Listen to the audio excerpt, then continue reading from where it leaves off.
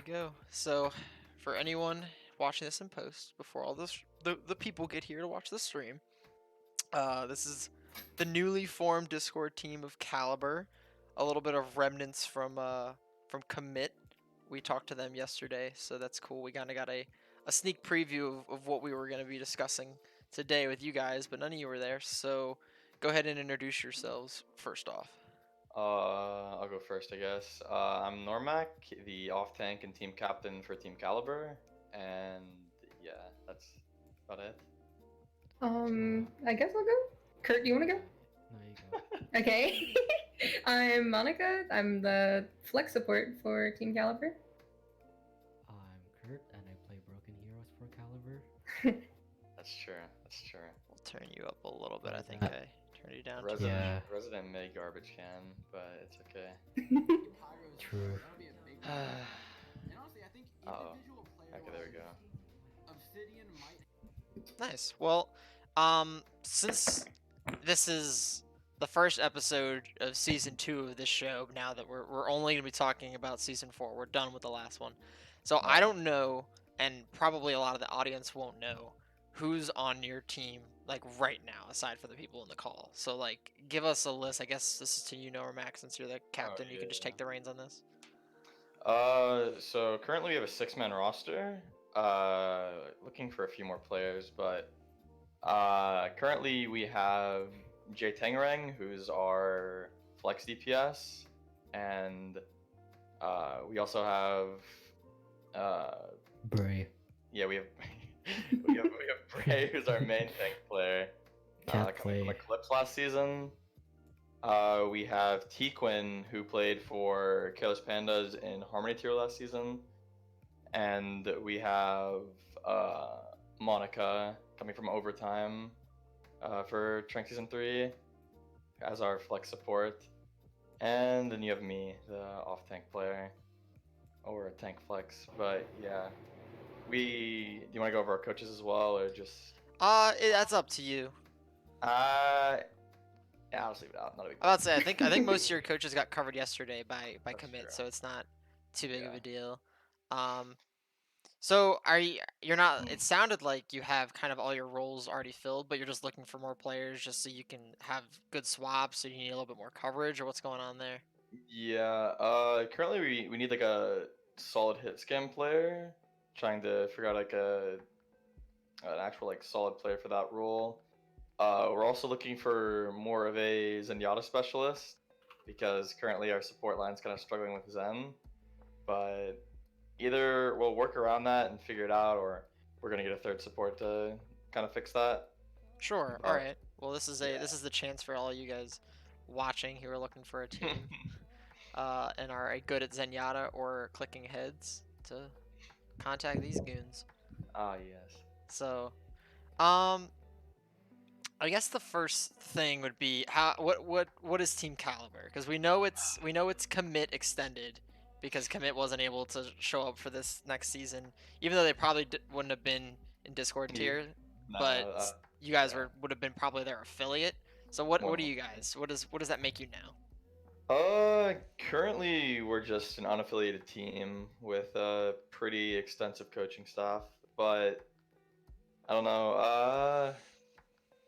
Going into the season, we want to, I don't know, we kind of want to carry over what Commit did and play to our best of our ability, hopefully shoot for that first seed, but other than that, I don't know, we're just going to put it the best of our ability and see how it goes.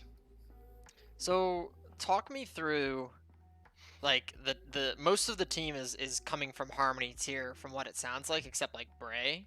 Mm-hmm. So there's been a lot of back and forth here on the podcast and in just like general chat that I've been having with other people in the community about Harmony players coming up to Discord, and a lot of it is leaned towards kind of two things. One being that like Harmony tier teams that went up as one entire unit are putting themselves at a disadvantage for not trying to pick up players that have the talent to really push Discord tier and like make a good like playoff run or even like win the thing. And then there's the people that are like coming back from Discord tier again, like one last ride, that are like kind of expected to do super well because they did well initially, and this like the distribution of talent is kind of wider now, so they have a higher Mhm. chance of performing well amongst the Discord tier that doesn't include people that were of Transcendence tier talent like Commit. Mhm. So where you guys are kind of in the middle of that, where it's like you guys, a lot of you are from Harmony tier, and Yeah. but you aren't all from the same team, so you've mixed and matched some of the like outstanding players of each team to make what would be maybe considered like a super Harmony team that is now extended into Discord tier because of SR restraints and just how how good these players are. So how do you think that affects your chances to get the top seed, which is what you're like shooting for?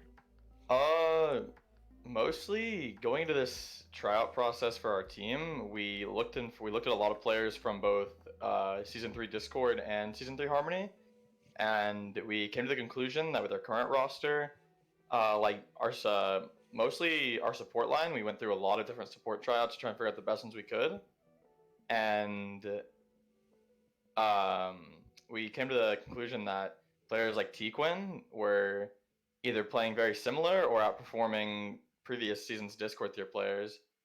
So it was mostly came down to players' effectiveness for their SR levels for our tryouts at least, because you can always have a player who's going to play a little bit better at like a 3,500 level, but if a player is pretty close to that skill level, playing around 3.2, you always have to look in terms of just not just player skill, but also development. Because you can bring a player who has similar skill but less SR and improve them to be just as skillful as a player with similar SR restraint. Okay. That's mainly what we looked for. Is we weren't looking for super duper high SR players as much as we were looking for players who were effective in a team setting and could show the potential to improve. Gotcha. So like the uprising approach of don't Mostly. yeah, don't bring out the big hitters that are already performing well, bring out the potential Mhm. talent that's capable of performing well and then eventually outperforming their peers. I like that. Mostly. I like the model.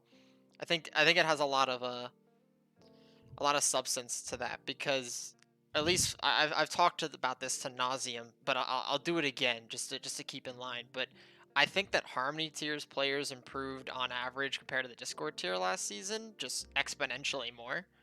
And that's it could be a product of multiple things. It could be there was less room Yeah. for the Discord to improve because technically being at a higher rank, there's less ranks in SR to attain. But at the same Yeah. time, it's like it's seemingly endless, right? There's no max SR, so it's Yeah. an unfair comparison, I think. So I kind of ignore it, but I do bring it up because it's a lot of what people say.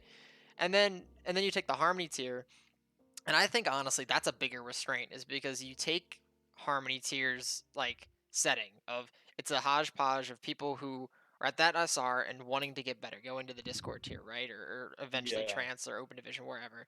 And then you have people that are taking it very like casually and they're like, yeah, Overwatch is fun, but on ladder we have this issue where like we don't find the teams and have the team environment that we want. So we went and sought out this community that has a level of play that we can kind of like, mess around with and see Competitors how well for we can do. everything, basically. Yeah, so it's like so you have this mix of like those players that are going to perform in my opinion consistently worse than Mm-hmm. their counterparts, and then the players that are pushing their limits constantly. And by the end of the season, we're probably able to go toe to toe with a lot of the Discord talent. The only thing I see Yeah. that's like would on average keep them from doing that is the lack of experience at that level of play in a team Yeah. environment rather than like ladder. So obviously with a few weeks of adjustment that we're going to get here in season 4 is like the first group stage.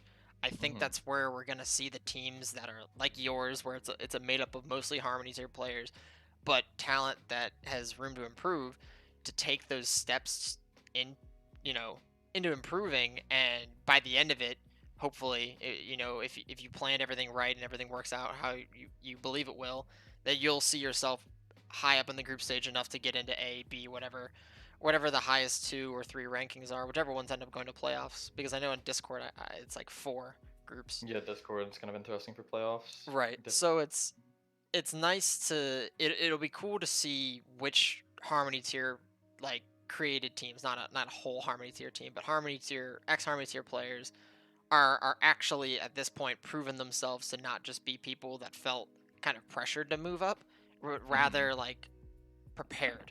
And I think there's a lot of you that are, and that's exciting because that the Discord tier talent pool of season 3 definitely got super diminished by the creation of Transcendence tier. Yeah. So Well, this is good. you have to think that there's a big difference between there's a big difference between several Harmony tier players, because like you have you have some players who hit like 3K 3.1, right, and they're, yeah, like you said, they're kind of forced to move up the Discord tier, maybe they're not ready for it, but then you have those players who are pushing like 3.4 3.5 towards the end of the season.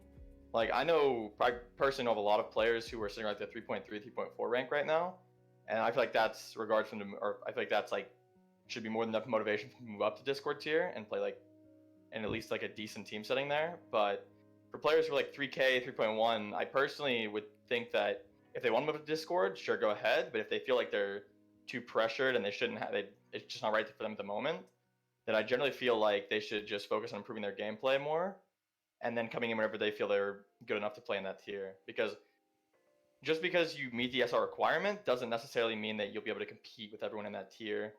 Like, I don't know how to word it where it's not like sounding kind of. No, I think you already did it. If I can try to like just say what you said to make sure I understood it or you conveyed it properly, is that like just take a break, take a breather, grind ladder, pick up pugs, pick up scrims that you can, instead of jumping right into Discord tier. Get to the point where you've increased your play well enough to attain that 3.3 plus SR, then make the jump into a team mid-season when people are probably looking for additions and subtractions because of how well their team did at the group stage placing, and then make your mark there, because I mean there's still plenty of season left after that. So like if that's what Yeah. you were trying to say, like I concur definitely. Yeah, no, I agree with that. The one thing that I've noticed that a lot of teams don't really realize is that the scrim level from Harmony moving into Discord is a lot different.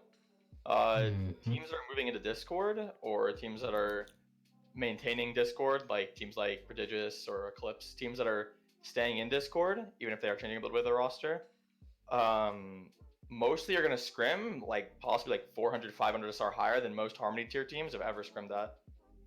Personally, in my like perspective of scrimming, the highest I ever scrimmed on a Harmony tier team was 3.1, but I think that's kind of low. But for Discord, the first scrim we had was 3.5, and continually moving up past that to where the point where when we start this season, we want to be scrimming like 3.7, 3.8, stuff like that. Like, you can't move into the higher tier and not realize that you're gonna have to be scrimming at a completely different level, because like the thing is, even for us, you're gonna get rolled in scrims. Like, it's gonna happen, especially whenever you're making such a big SR jump like that.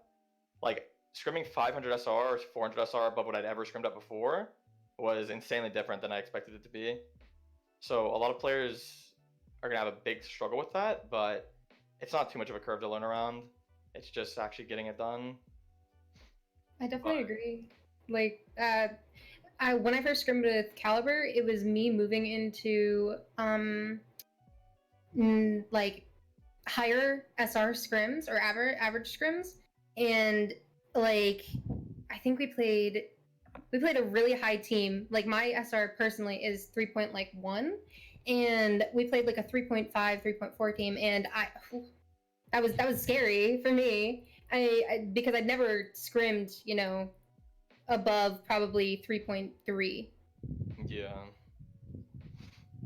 Stuff like that, just, yeah, it's a little bit of an interesting time, but most teams will get around it. Mm-hmm. I personally have a few teams who are at least scrimming like 3.6 right now, but yeah. I don't know. And I Just think play better. just play better. Yeah, And just if play you better, are- forehead. The thing is, for anyone watching, if you are a team who's playing like lower scrims, like you're still doing like 3.4, 3.3, and you're a Discord team, Mhm. don't rush it. Like, it's not that big of a deal. Yeah. If you're scrimming lower, like, improve at your own pace. Like, if you're still like feeling like you're having a competitive scrim in like 3.4 scrims, then just keep doing 3.4 until you feel like you've improved enough to move up. It's just it's Yeah. figuring out your own pacing.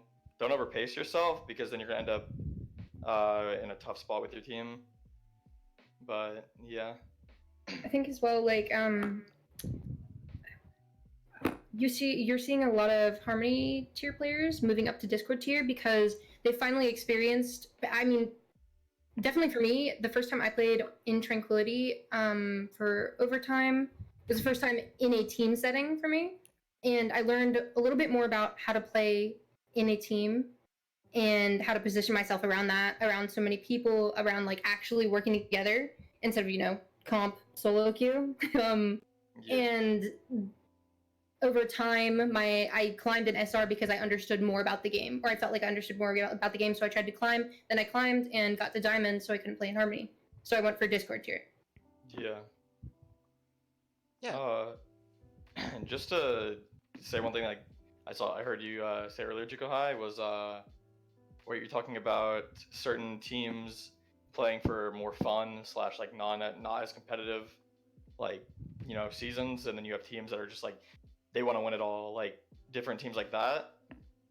I feel like that also is gonna somewhat go into not only this season of Discord tier, but last season of Discord tier. I feel like in every tier except for trans tier, that's always gonna be like a mainstay. Is like you're always gonna have players at almost every SR level except for I don't know like trans tier, which is like 3.8 and above, and even then I don't know. But I feel like you're always gonna have those teams that just want to play for fun and have it as like a weekly like competitive thing, but rather than just like oh we're gonna win it all, go hard in the scrims like 3 times a week. Like I don't know, it's just always gonna happen. And I mean, if you want to do that, that's fine.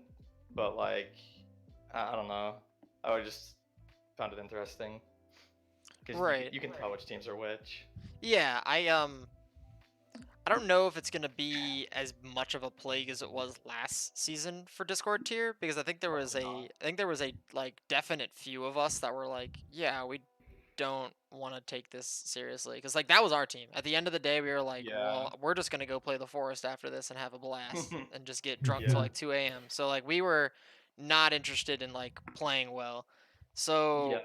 we were like, okay, when things started to heat up halfway through the season, when like, because we were literally scrimming 0 teams, we're like, we're never gonna practice, we're never gonna scrim, and we were like 4-0, and we're like, okay.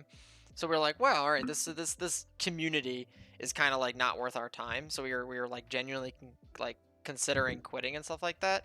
Not all of us. Yeah. Like I was pretty set on like trying to make a personality in the community via like casting or something like this. And this is what I ended up like landing on as something that I could fit into my schedule. Yeah. So there were some differences there, but then we started to encounter teams that had like finally broken past the hey, we're a new team and we're just not gonna beat you guys because our team had been like friends playing Overwatch since like season 4. So we're Yeah. like we just naturally synergized, but we definitely weren't like a team caliber. We were just more of high synergy, low output kind of team. And we finally got hit with the roadblock of like, oh, we're not practicing, we're not gonna do better. And Yeah. you get teams like us that hit that roadblock and they made the decision. Like us, we're like, whatever, we're just gonna keep just chilling and doing whatever. But then there's teams like Infius and teams like Invictus and Eclipse that were able to kind of like put it all together at the end and make Yeah. something out of it. And then there were teams that weren't like that ended up like that were trying hard but then got hit with so many roadblocks that they kind of gave up on trying hard.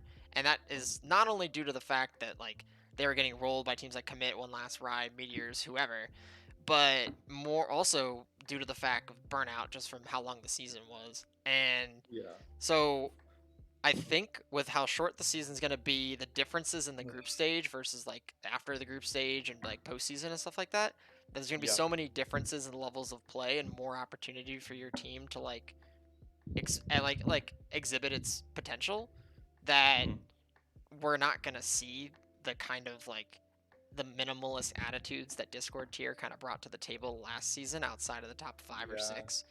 But I still obviously like the bottom 3 teams, or maybe if they're like really good at not caring, like the 3 teams or maybe 4 Yeah. teams that end up not trying will still be there. But I can guarantee you that like 80% of the teams are not in it to do anything except try to get to Transcendence tier. Yeah. Well, the thing is, like I mean, you can't like really avoid 100% of it. Like, there's always gonna be like a few teams, like it's like the bottom 3 Mhm. that are always gonna like try and like just play for fun, play like minimalist attitude. But like, there's nothing really wrong with that because like at the end of the day, it is just a quote unquote for fun league, but yeah, like you said, most teams that are like pushing for the top, they're gonna be maintaining like those top 6, top 8 spots.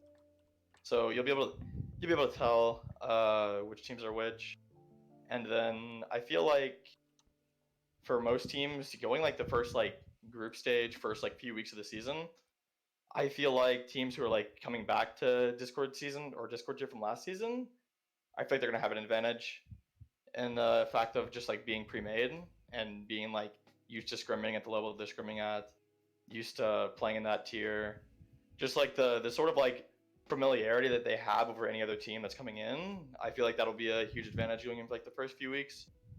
That Right. we're definitely gonna have to play around, but Yeah, we'll see. I've been hearing a lot of that too, and I definitely think that ideology has merit coming from a team that's, I mean, we're kind of the same team. We have 3 of the same players out of like 7, so it's not really the same team. It's like 3 of the same and a lot of different. So I really wouldn't consider us a lot of the same in comparison to teams like One Last Ride, which are just copy paste. Yeah.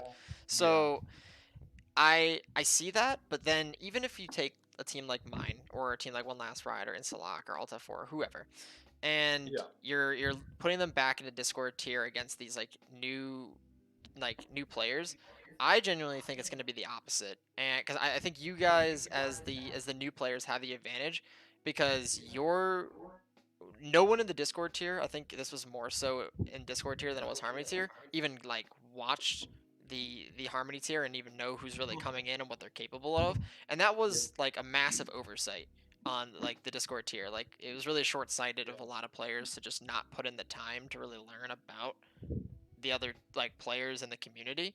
Or at least Yeah. like obviously this isn't everybody. There's no comment I can make about the community that encompasses all individuals in it. But this is from what I've noticed. This is my own experience. That's true. Yeah. No, I would also agree with that. A So lot of the Discord players that I've talked to have had like similar views, like the fact they've never watched like a single Harmony tier game, which is understandable because like there's no real reason to watch outside of your own tier for like their season because it doesn't really affect you. But like, yeah, But if I put them into like percentages, it's like 5 to 10% of Discord tier has watched a Harmony tier game. And then you take like Harmony Yeah. tier, and I think that I don't know about 50%, but definitely like at least a third of the tier has at least watched a commit game. Oh, Because yeah, it's no, like fine. you hear enough noise about a certain team being Meteors, commit, or whoever, and you eventually gotta, understand what's being talked about. And Yeah. I just think Harmony tier having Discord tier as like set in their sights as something they're aspiring to towards the end of the season gave them more reason to be invested in that tier. So I think your knowledge of what the teams are capable in within your tier is genuinely higher than Yeah. that of the people coming back in, and I hope that teams use that to their advantage because this is not me trying to like buffer my team for an L that we're gonna take week 1. But yeah, this is just like I look forward to the Harmony tier teams coming out against like a pre-existing Discord tier team and just like whomping them just because of the lack of preparedness on the side of the Discord team. So Yeah.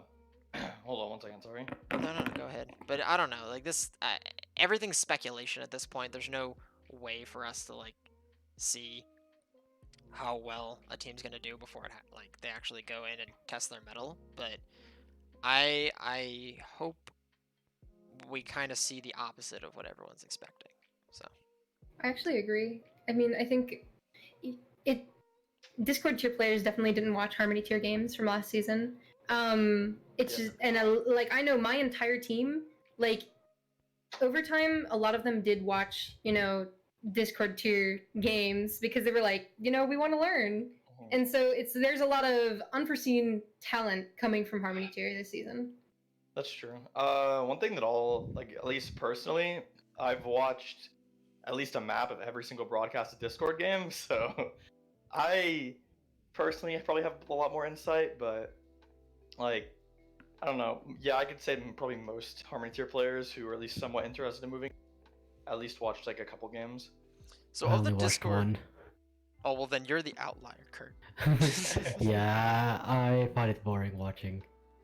I understand. It's not like Yeah. OWL or tier 2 or something where you can like see a play that's like genuinely you don't understand and gives you like the reason to dive into it. While like our community, which is no fault of their own. Like we've set the guidelines on purpose, so we're not expecting that level of output. But everything that we're capable of doing in Discord Season 3 was within reason, and like, so there was nothing like crazy that happened that no one that just showed up on fresh nuts or something like that. Yeah, there's no like random strategies where like you can only pull it off like once. Like, this doesn't happen. Right. Well, there's hopefully going to be more of that. I pride myself on this, and hopefully we can actually get some more games on the Reddit stream plays.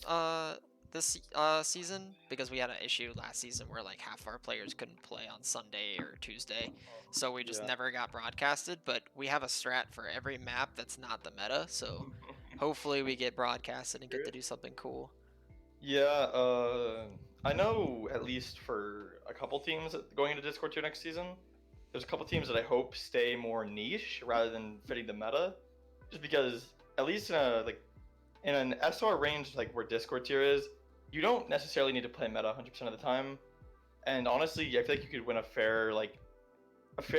pretty penny, or a good amount of your games. I think you could win a good amount of your games as a team that plays niche, because of the fact that you play niche. Like, let's say you're a team who runs a whole lot of like, I don't know, you run a whole lot of like dive or something. Yeah, you run a whole lot of like dive. Like, you're a pretty good dive team. Let's say that, right? I feel like you could definitely mix it up, because of the fact that most teams that you're gonna be facing are not gonna have scrim dive. Like, I don't know of any team who continuously scrims dive, like, at all. So you're gonna run to those teams who aren't gonna know what to do, and you're just gonna roll over them. And then sure, you're gonna have those teams are gonna adapt, but those are like probably like the top like 4, top 5 teams. So you could probably like squeeze your way into top 6 just because of the fact that you play a comp that no one else scrims. Like, I don't know, I feel like you could do that. Necessarily, it doesn't mean you should, but I feel like for teams that it applies to, teams that maybe aren't the best at meta, but it could be the best in other comps, I feel like that's definitely a route that they can take. Right. I'll do a quick aside just to welcome JuTangarang. We've talked about you a little bit, but glad to have you on and in the call. So very Thanks cool. for having me. Yeah. Welcomes. So to get back to the point of this hypothetical where teams have a little bit more availability to play outside the meta because of the SR restrictions, like restrictions of the tier, I say that like 100% teams should try it. I mean, of course, there's teams that are going to perform well and do the top strategy and perform it well, and that's going to be super cool to see those teams succeed. But especially because at the end of the day, no one's getting paid for this. No one's, and this is all for fun at the end of the day, hopefully, and then as an extension of fun, a chance to improve. Take a chance on a comp. Like, of course, YouTubers and streamers can all say what the meta is, but at the end of the day, if your team is obsessed with running, like you said, dive is like the great hypothetical answer, because dive's the laughing stock of the community kind of right now. Yeah. That like, if you can make a ball Winston, ball diva, Winston diva work, and you keep playing against these teams that are consistently scrimming double shield, you're gonna find that 80% of those teams that are scrimming double shield and aren't ready to handle a dive with like the necessary swaps, like obviously May's in there, but having the swap onto like maybe Diva or Roadhog or Brig or some of these anti-dive heroes that aren't necessarily meta right now could really end up biting you. So I hope to see that there's a couple, like there's a brawl team, there's a dive team, there's a crazy comp we've never even thought of, like Zarya Diva or something. So Zarya Roadhog is a constant comp. Ball Hog is the best one. Ball Hog, we actually ran in our I think it was the quarterfinals against Alt F4, or it was the semifinal, or no, I think it was the quarterfinals. And I love that comp. It's super fun. We kind of just use Hog to protect our backline, and then me on Ball just like running rampant in the backline with like a Pharah. So you go for pile drive hooks, easy clap. Yeah. Throw them up in the air, pile drive, and hook off that. It's actually, I hear my Ana saying where they want to toss nade, and then they toss it, so then I power drive and it hits. Yep. Yeah. It's super fun. We run kind of like, we mimicked the Shanghai Season 3 comp of like having a ball and a Mercy, Pharah, Ana, and then just having a CC hero, which we are kind of forced onto Hog because of 2/2/2 lock, and then a Sombra. And oh my goodness, you get rolled every once in a while, and that's part of running a not meta comp. But Yeah, stuff like that happens. is what I want to see. I want to see these random Junkrat Sombra comps. I want to see a Doomfist Genji comp. I want to see a Sim Torb comp of just builder nonsense. So, Yeah. and I mean TP Bomb is still pretty strong. So like I don't know. And Yeah, that's true. That's true. if a team can get Diva to work, that'd be awesome. I want to see how to play that character again. So Yeah, Normac. Okay, dude. Yeah, I Not mean, gonna who knows? We happen. might see a Doomfist Torb comp in the future. Doom Doomfist. Turb. I actually saw that on ladder today. So it's kind of wild. Uh, yeah. I don't know. I'd like to see it personally because I don't know, playing double shield against double shield all the time gets kind of boring. But I don't know. Like, not boring, but like gets kind of stale. That's It's repetitive. so it'd be fun to like scrim or play against something else. That's not just that. Personally, I'd love to play in like a ball comp. That'd be entertaining. Yeah, that's But- actually my role on the team. Yeah, why don't we Ball do that, specialist. huh? Ball specialist. Ball I'm and telling- Winston. So it's I only know how to jump on things. Ah, yes. Anything but double shield. All right. Yeah, I don't know. For sure. I don't know think how our to. team has a lot of do that. potential in running these off-meta comps. So I think it's definitely doable with the players that we have. Yeah, probably. I hope so. I mean, again, you guys are. A lot of people are speculating that you guys will end up being top 6, maybe even like top 3 in I hope the so. tier. So that'd be really Hope so. cool. But it's like, I definitely want to see a team that's able to break these top 3, top like 6 rankings with not like only just running the meta team. and having Yeah. like a cool strat, like run the meta on like Ilios because Ilios sucks, and then you're like, all right, Yeah. then we want to go to Hanamura, and we've thought of this crazy Genji soldier comp that we can run where we just take every Oh, angle no. imaginable with a Winston diving on low targets Nice. and Wrecking Ball Yeah. getting rid of Bappy mortality and stuff like that. So it's I don't know. There's Just want to see something different. well, not Yeah. only different, because different isn't always better, but I want to see Yeah. different coming from the team that's winning with not only the different strategy, but the regular strategy. Just an overall competent understanding of how to play the game, so much so that you can go away from the comfy meta comp and like flex your muscles on the characters that genuinely make you happy to play this game and perform well on a comp like that. Because I think at the end of the day, that's what I'm shooting for. Like Orissa's not fun to me, so I gave up on trying to play her, and now I'm like, well, how I'm gonna grind Winston and Wrecking Ball on ladder, and this was back when I was like 3200 playing Ryan Orissa, and I was like, gosh, I'm just not having fun. And then I'm like, well, I'm gonna push that off to the side, and then I'm gonna play Winston Ball, and then I got Masters within like a week, and I was like, all right, these are the characters I have fun playing. I've made a way that works with them. It improved my understanding of the game because I had to like stop just relying on my character to carry me and more of my own like head. So I want to, because if I can do it, the specs has said it 1,000 times. If we can do it, everybody can do it. So it's like, I definitely want to see more comps run because I think we're in the most balanced patch as we've been in a while. Like I know double shield is like intimidating, but it's not goats. So I want to see these double sniper comps work. I want to see soldier work. I want to see Genji somehow come back. Maybe by wall climbing his way back up. I don't know. So Can't We do that. need Genji back. He's gonna get stunned. I mean, let me just give my condolences to those who have to play Orisa every game.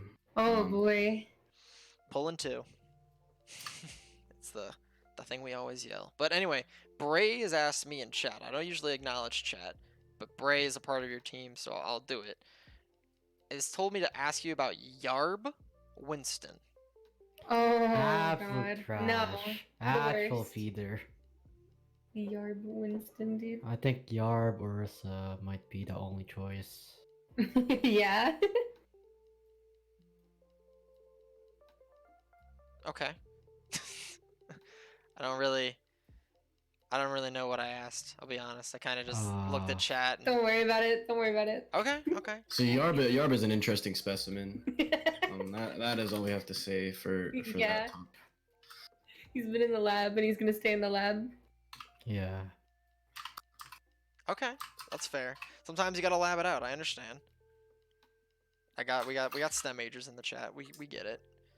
So, all right. Well, I guess I kind of opened up this argument and I totally realize that it could be considered a hot take, as has been said by the people in the chat, and me just realizing what I just said, that I called this meta balance. Let me hear what you guys think about the current state of the meta and what in the current balance of Overwatch is, if it's even that. I don't think it's. I mean, I definitely okay. There needs to be more proactive balance changes in the game, because we've had a ton of power creep. Like May, she changed, and now all of a sudden she is the best hero. You know, Yeah. so it's just it. I mean, Blizzard has to do better about power creep and proactive balancing, because they basically deleted goats by using roll Q and nerfing Brig, stuff like that. And now you have something like May or Baptiste or Sigma, who, like, people can argue they're all really powerful heroes, and that's why they've kind of been the meta, and you're gonna stay as the meta if they're not changed. Just nerf everyone except for Genji. Buff Genji. Yeah. No. Just Genji. Genji's gonna be buffed. Yes. Well, essentially, no one wants to be forced into roles they don't want to play, and Yeah. at the moment, I think a lot of times there's no diversity in the meta. Everyone's forced to run certain things, which could be to certain players' detriment, especially if they don't play the heroes that are currently in the meta pool for whatever the current patch is. You know what I'm saying?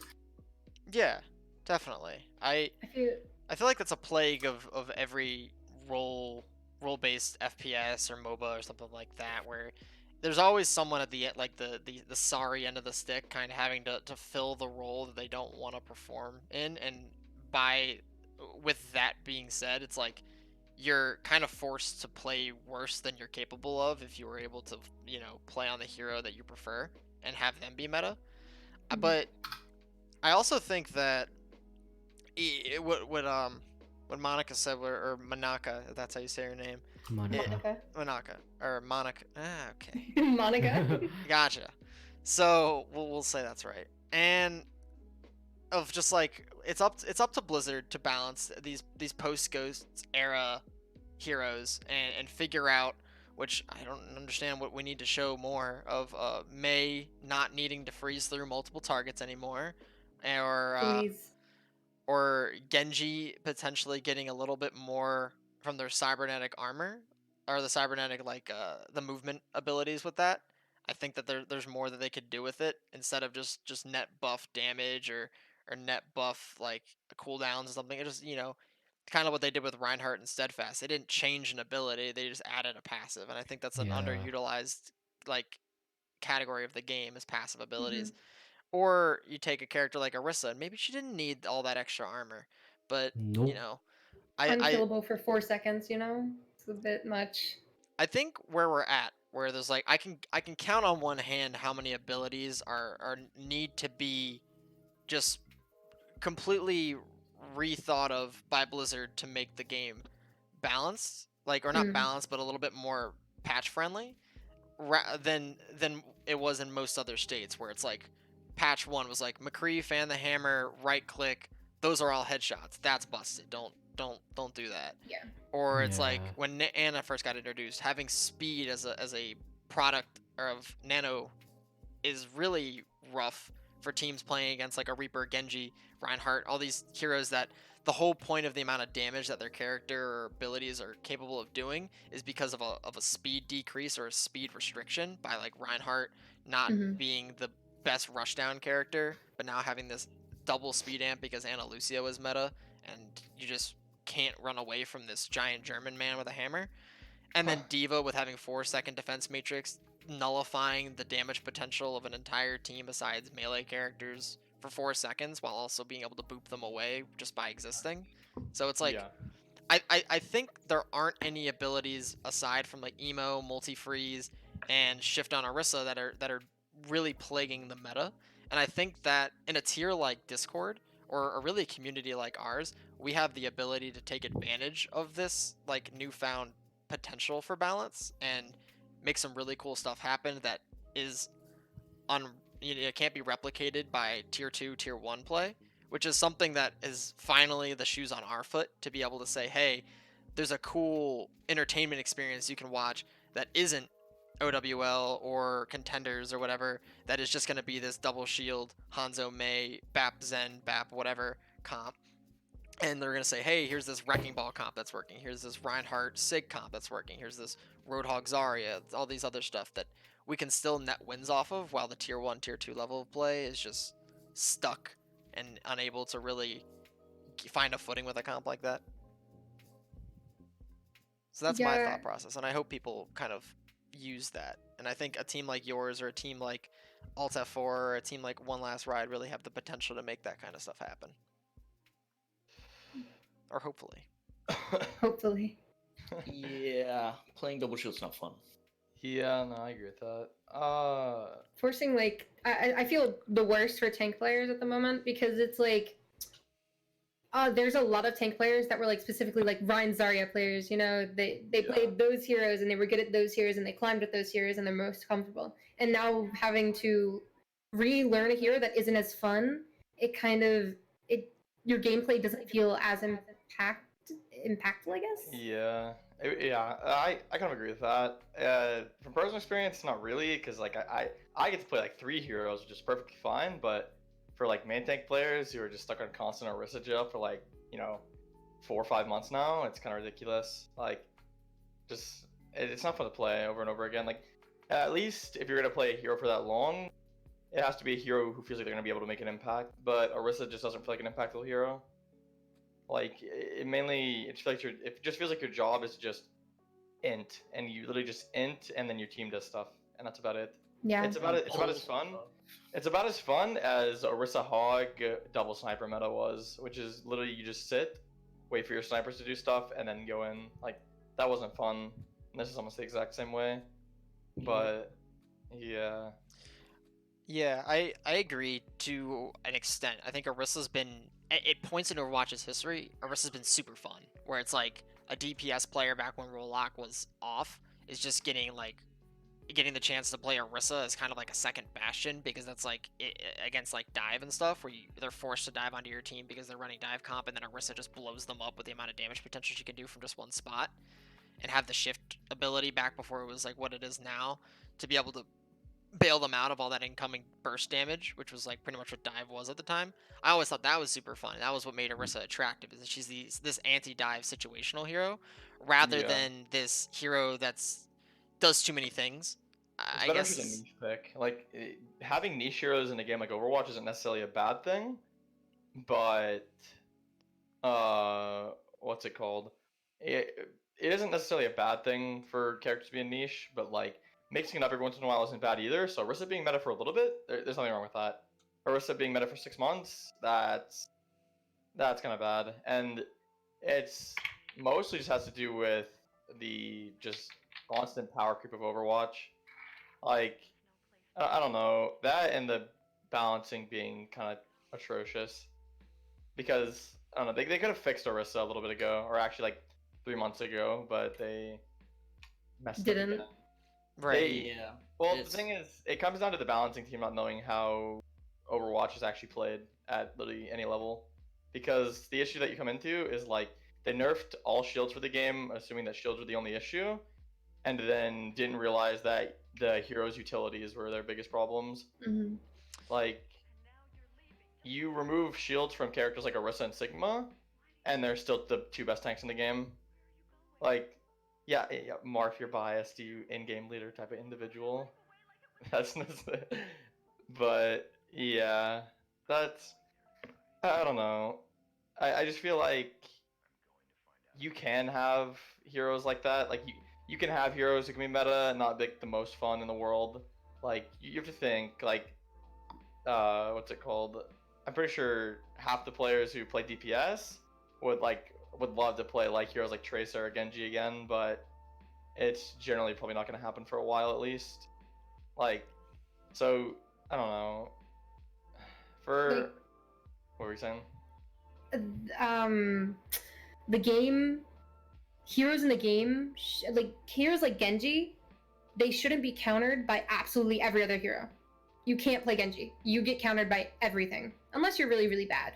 Yeah. And so Well, it's like that's not how it should be. And it's also the balance team for Blizzard and Overwatch. They're not listening to pro players or players at all. So it's yeah. like nerf the shields, but like the shields aren't the problem. You have you have abilities that make you unkillable, like Immo, or you have Fortify, and then like 900 HP Orisa, and like what is it, Sig's Grasp. So it's like you can't kill these heroes. Yeah. Right. Yeah, I definitely think that an avenue that Blizzard could have and should have taken is kind of is lean more into these heroes that they're making that are kind of like duality of like a boon and a flaw of like this hero is really good in this setting but really bad in this one. Give it kind of obvious counters but not countered by the entire cast, kind of like BAP. Like BAP, like maybe a little bit more toned down version of the current BAP, but BAP was supposed to be implemented as like a great sustain, like tanky support, Yeah. while the minute that movement abilities come into play and like force movement abilities, especially like Ball and Fire and Lucio, get him out of his like comfort zone, like literally with the like immortality field being a certain circumference, is like how you counter that hero. Because once he's out of that or out of line of sight for healing and stuff like that, or barriers just put in front of him, he's suddenly a terrible hero. He just can't do what he's supposed to. But the issue with Overwatch right now is that there's these heroes that are meta that are balanced. Like not balance as in like the sense that we've been talking, but more of like all around encompassing heroes if it can kind of fill Yeah. every role instead of just be good at one. And I think they need to go back to that state of the especially the tank meta, which kind of defines most metas, it feels like nowadays, of like there's a brawl comp, Ryan Zarya, there's a dive comp, Winston Diva, and there's a like fortify comp of like Orisa Hog, Yeah. and each one fulfills a role in this rock paper scissors battle that's constantly going on, that's intrinsic to the meta, and Mhm.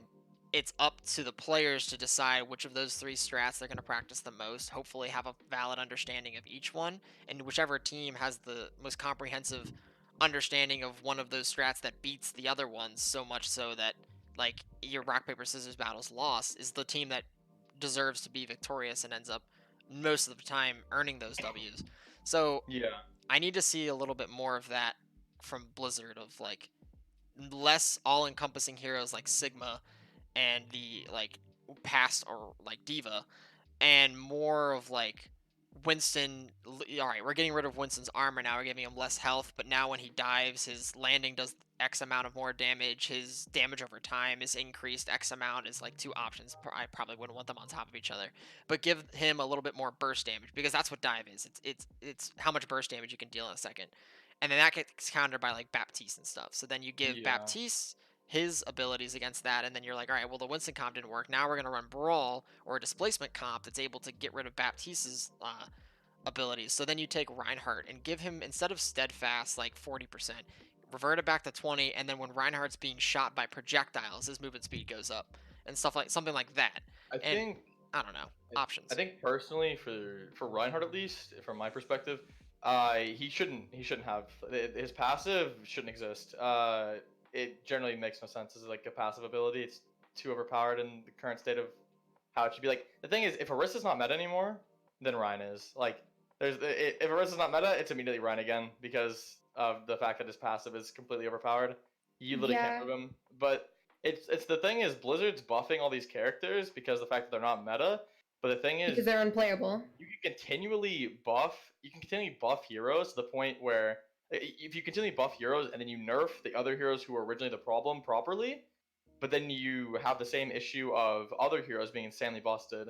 Like if Orisa's not meta, Ryan's instantly meta because of how the fact that they buffed him to the point where he can literally just do whatever he wants.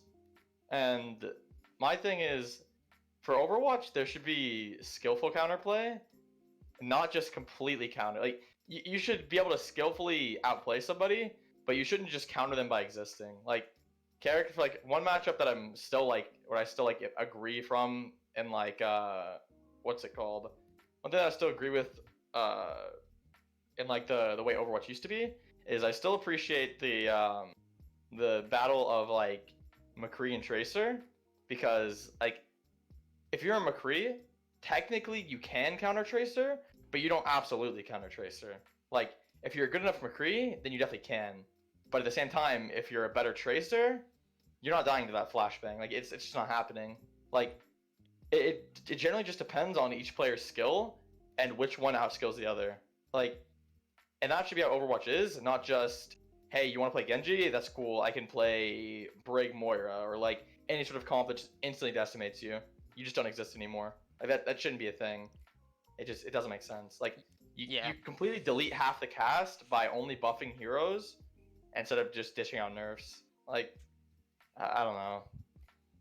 Yeah, those more honest matchups are really fun to watch, especially with like that one being like I think the most clear cut, or like Doom Widow, where like once Doom gets in, it's over for Widow, but Doom has like a genuinely harder time than like maybe like Genji or Sombra, who can go invis and just has an easy path to get to her head.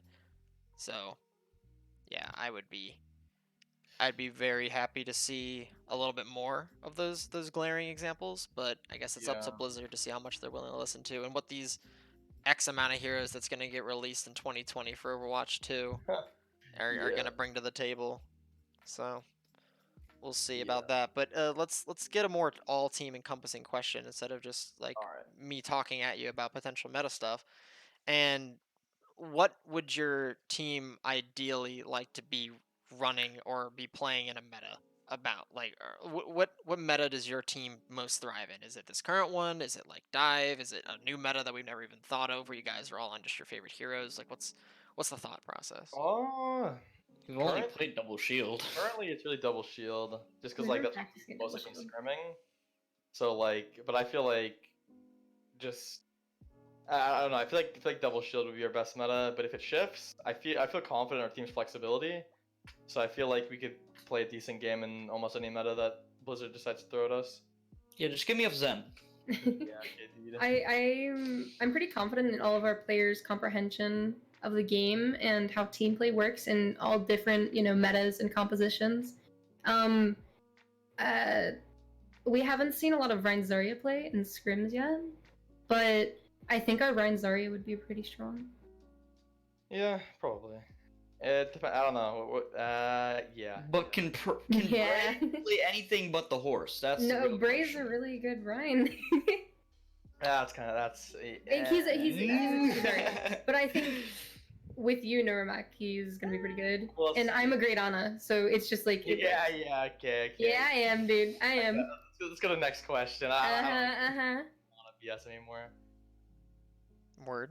All right. Well, I guess the last question, really, before we can probably just call it a night, is who are the teams to look out for that you've noticed? I know you guys, everyone's only had a small amount of time to scrim, but who's the most to look out for Discord? Who's going to be at the bottom if you want to do a hot take thing? But just where do you see the big hitters and the little fish in the big pond ending up? Who's going to be those guys? We've only scrimmed like 2 teams. From the teams who scrimmed for Discord tier, personally, I think One Last Ride, just because their DPS line was really good last season, and they've proven to maintain that good play. So I feel like what's the team capital is going to be on?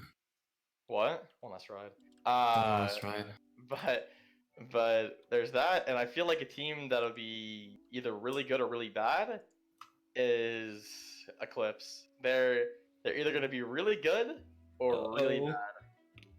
But what have you done? Well, we'll see. I feel like there's a couple things that they're trying to fix in the near future, and depending on which route they take, they're either going to be really decent or they're going to stick towards the bottom. But in my opinion, I think the teams that came up from Harmony and are only making a few team changes are probably going to be at the bottom. I feel like it'll be lower middle.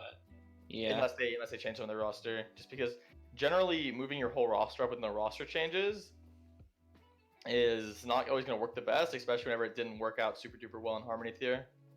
So playing in a whole different league of players, the skill difference is huge. So we'll see. But I don't know. I personally hope that the teams that are fully moving up as a complete roster, I hope they do well. But currently I don't have the most faith. I think both of them are making like a few changes, but they're keeping most of the core. Well, some of them have to because Yeah. some players just generally aren't moving up. But yeah, I don't know. We'll see. Okay, dude. But yeah. I don't know. I'd like to scrim some more Discord tier teams before the season starts. I'm definitely looking forward to the preseason tournament, which I don't exactly remember when that starts, but I think it's the Early second. Early February. Yeah, I remember it being the second, I think, but I could just be Guys, entirely wrong. There's a million dates being thrown at me. I'll figure it out. Yeah. Yeah. I'll. Yeah. Like and it's not like we have a big like broad view of all the teams because we've only scrimmed 2 of them. We've only scrimmed the Cups and one last ride. So Right. Yeah, it's just That's kinda, pretty it's much just our- general speculation. I feel like for what's it called, for most teams, it's I don't know. This is the biggest like this next month is going to be huge for a lot of teams, just improvement wise. Like, because you're going to see people trying to scrim a lot harder going into this season, or you're going to see teams that just aren't going to scrim at all. And they're just going to wait till season starts, and you'll definitely be able to tell that in like the first few weeks of who's been hardcore grinding scrims and who's been just slacking. But I don't know. You'll see. Yeah. Cool. Well, I think that just about does it. I think we've answered all questions we can. I mean, it's still super early. The season and preseason haven't even started yet, so you guys have been able to enlighten us in as much as you can, and I appreciate that. But is there any final words before we sign off? We're gonna win Trank this season, boys. Easy clap. Okay, dude. Sure. Uh, Just want to extend a special so, thanks to number my one, friend baby. Capital. Yeah. We're gonna Capital smoke is, one last ride. Yeah. huge okay. inspiration for me. I'll leave it with Tiquin's statement. I'll leave it with Tiquin's statement. But Caliber number 1. yeah, okay, dude. Nice. All right. Well, we'll call it there. I guess just say goodbye, everybody. Yep. Okay. Good night, See ya. y'all. Bye, Later, stream. gamers.